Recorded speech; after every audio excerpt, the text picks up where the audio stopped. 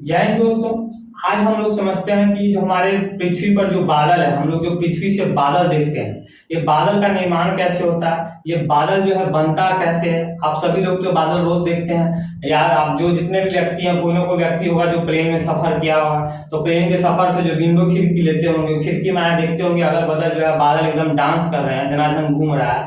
तो आखिरकार ये बादल का निर्माण कैसे होता है, वही हम लोग आज की क्लास में समझते हैं। और इन बादलों से जो है बारिश कैसे होता है, ये भी आज की क्लास में हम लोग समझते हैं। तो जो बच्चे आप लोग जो वीडियो टुकुर देख रहे हैं, इस वीडियो को टुकुर देखना बंद कीजिए। आज ये मेरे साथ डिजिटल बोर्ड पर ये समझने के लिए कि बादलों का निर्माण कैसे होता है। देखिए, बादलों का निर्माण बनना हमारे घरों से ही होता है। सबसे पहले हमारे घरों से। अब घरों से कैसे होता है, हम सभी लोग जो जिंदा रहने के लिए खाना खाते हैं, और खाना खाते कैसे हैं, पहले खाना को पकाते हैं। तो पकाने के लिए क्या है, सब्जी साग में, चावल दाल कुछों में जो है पहले हम लोग पानी डालते हैं। पानी डालने के बाद जैसे कि हमारे घर में क्या है, कुकर है, कुकर में कुछ डाल दिया, उसके बाद लगा दिया उसको ढक्कन। अब कुकर सीटी मारता है, जैसे ये देखिए कुकर सीटी मार रहा है, आप लोग को दिखाई दे रहा होगा। और जब सीटी मारा जैसे उससे क्या निकल रहा है, वाष्प निकल रहा है। ये वाष्प है क्या, ये पानी है। यानी कि गर्म होकर, जब भी पानी गर्म होगा तो गर्म होने के बाद क्या होगा, पानी वाष्पीकरण होगा। वाष्पीकरण करने के बाद क्या होगा, वो ऊपर चल जाएगा। छोटा छोटा पानी, जो पानी का कण जो है छोटा छोटा हो जाएगा और ऊपर चल जाएगा, वो बादल का रूप ले लेगा। वही यहाँ हमारे घरों में भी होता है। जब हम खाना बनाते हैं, उसको एकदम टेम्परेचर देते हैं, टेम्परेचर पर पानी गर्म होता है, पानी वाष्पीकरण होकर ऊपर जाता है और जो है बादल का रूप लेता है। उसी प्रकार जब हम अपने सब घरों में क्या है, अपना कपड़ा धोते हैं, कपड़ा धोने के बाद उसको जो है सूखने के लिए रख देते हैं। तो सूखने में क्या होता है, हमारे कपड़ों से जो है पानी जो है वाष्पीकरण होकर जो है ऊपर निकल जाता है। पानी ऊपर निकलता है, वो भी बादल का रूप ले लेता है। हम लोग जो है हमारे घरों में, सभी के घरों में जो है कोई ना कोई गाड़ी मोटर जरूर होता है। आज के साल सबके घरों में जो मोटरसाइकिल हो गया, तो सभी लोग जो है मोटरसाइकिल कार सब कुछ धोते रहते हैं। रोज सप्ताह में एक ना एक बार धो ही देते हैं। तो धोने के बाद भैया वो पानी जाता कहाँ है, वो धोने के बाद चल जाता है ऊपर, बादल का रूप ले लेता है। उसके बाद हमारे घरों में जो है कोई ना कोई, ये भारत क्या है, भारत जो है गाँव का देश है। हर गांव में जाता है, किसी ना किसी के पास एक भैंसा भैंसी जरूर होता है। जैसे यहाँ पर एग्जाम्पल दे दिया, अंकल जी हमारे वो पाड़ा को धो रहे हैं, देखिए पाड़ा हो गया। जब ये पाड़ा को धो रहे हैं तो धोने के बाद इसका पानी कहाँ गया, ये पानी हो गया वाष्पीकरण होने के बाद बन गया बादल। और बादल बनने के बाद क्या हो गया, जब बादल ऊपर एक न्यूनतम तापमान पे जाता है, तो तापमान जाने के बाद वही बादल जो धनाधन बरस जाता है। हम लोग फिर गाना गाते हैं, थम के बरस मुझे महबूब के घर जाना है। लेकिन फिर आपके मन में ये प्रश्न आएगा कि भैया यही सब होने से क्या इतना सारा बादल बनता है और पूरे विश्व में पानी बरसता है? तो नहीं। आप सभी को पता है कि हमारे पृथ्वी का जो 75% भाग है वो पानी से भरा हुआ है, यानी कि समुद्र है। 25% पृथ्वी के 25% हिस्से में तो हम लोग रहते हैं, जिस पर हमने कचरा मचा के रखा हुआ है। बाकी का जो 75% भाग है तो वो पानी से भरा हुआ है। पृथ्वी पर 75% तो पानी ही पानी, यानी कि समुद्र है। और वो समुद्र का भी तो सूरज की किरणों से समुद्र का पानी गर्म होता है, और गर्म होने के बाद क्या होता है, उसका वाष्पीकरण होता है। वही वाष्पीकरण होने के बाद ऊपर जाता है, ऊपर बनने के बाद क्या होता है, बादल बनता है। बादल बनने के बाद एक न्यूनतम तापमान होता है, और जब टकराता है तब जो बारिश होता है। और कभी कभी क्या होता है, जब बहुत सारा बादल आके एकदम दनादन मिल जाता है, तो वहीं जो है बादल फट जाता है। बादल फटने का मतलब ये लोग समझिए कि बादल बीच में से एकदम धड़ाक से बीच में से फट जाता है।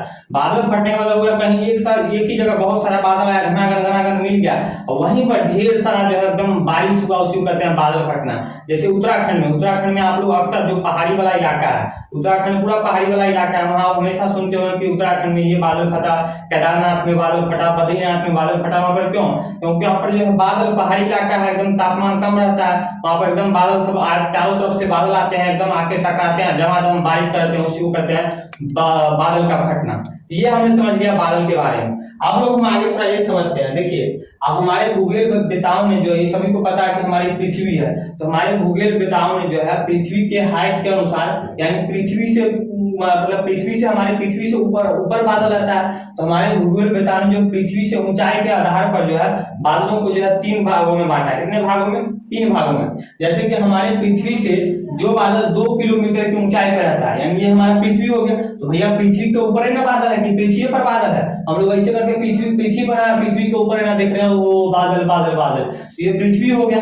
तो हमारे भूगोलवेताओं ने पृथ्वी से ऊंचाई के आधार पर जो है बादल को जो है 3 भागों में बांटा है। कितने भागों में? 3 भागों में। जैसे पृथ्वी से अगर ऊंचाई पर 2 किलोमीटर की ऊंचाई पर जो ये बादल होता है, इसको कहा जाता है निम्न स्तरीय बादल, यानी सबसे नीचा है, निम्न स्तरीय बादल। और जो बादल पृथ्वी से 6 किलोमीटर की ऊंचाई पर, ये बादल हो गया 6 किलोमीटर की ऊंचाई पर होता है, उसको कहते हैं मध्य स्तरीय बादल। क्या कहते हैं? मध्य स्तरीय बादल। और जो बादल पृथ्वी से आपको 12 किलोमीटर की ऊंचाई पर होता है, देखिए 12 किलोमीटर की ऊंचाई पर, उसको कहते हैं उच्च स्तरीय बादल। क्या कहते हैं? उच्च स्तरीय बादल। इसमें जो आपको मध्य स्तरीय वाला बादल और ये उच्च स्तरीय वाला बादल होता है, ये उतना वर्षा नहीं कराता है, ये बहुत ही कम वर्षा कराता है। जो सबसे जो वर्षा का जो कारण होता है वो आपको निम्न स्तरीय वाला बादल होता है। कौन सा? निम्न स्तरीय वाला बादल। तो एग्जाम में क्वेश्चन भी पूछता है कि वर्षा का कारण कौन सा बादल होता है, तो निम्न स्तरीय बादल होता है। अब आगे चलकर एक भूगोलवेत्ता थे जिनका नाम था लूप हार्विन। लूप हार्विन, इन्होंने भी जो है बादल को जो है 3 भागों में बांटा। कितने भागों में? 3 भागों में। इन्होंने कहा कि भैया जो बादल का आकार जो है कपास की तरह यानी कि रुई की तरह होता है। ये देखिए बादल, आप लोग देखे होंगे बादल जो है एकदम घूमता होगा, तो कुछ कुछ बादल होगा जो एकदम गोल गोल रुई की तरह होता होगा। तो जो बादलों का आकार आपको रुई की तरह होता है उसको उन्होंने कहा कपासी मेघ। कपासी मेघ या कपासी बादल कहा। उसके बाद जो बादल आपको पक्षी की तरह यानी कि पक्षी की तरह एकदम स्ट्रेट, जैसे पक्षी एकदम स्ट्रेट ऐसे जो बादल में एकदम आसमान में नाचता है, तो जो बादल एकदम स्ट्रेट होता है उसको उन्होंने कहा पक्षाभ मेघ। क्या कहा? पक्षाभ मेघ या पक्षाभ बादल, क्योंकि पक्षी की तरह एकदम सीधा सीधा होता है। सीधा सीधा बादल भी कभी कभी आप लोग आसमान में देखते होंगे, एकदम सीधा सीधा बादल है। उसके बाद इन्होंने कहा कि जो बादल एक के ऊपर एक है, यानी कि एक के ऊपर एक के ऊपर एक के ऊपर एक के ऊपर एकदम लेयर बाय लेयर है। कभी कभी शाम का मौसम देखिएगा जब एकदम क्लियर वाला रहेगा तो वहां पर आपको जो बादल लगा रहेगा तो देखिएगा एक के ऊपर एक के ऊपर एक के ऊपर आपको बादल दिखाई देगा। तो वही उन्होंने लूप हार्विन ने कहा कि जो बादल एक के ऊपर एक के ऊपर एक एक के ऊपर एक के ऊपर एक होते हैं उसको उन्होंने कहा स्तरीय मेघ या स्तरीय मेघ बादल। क्यों?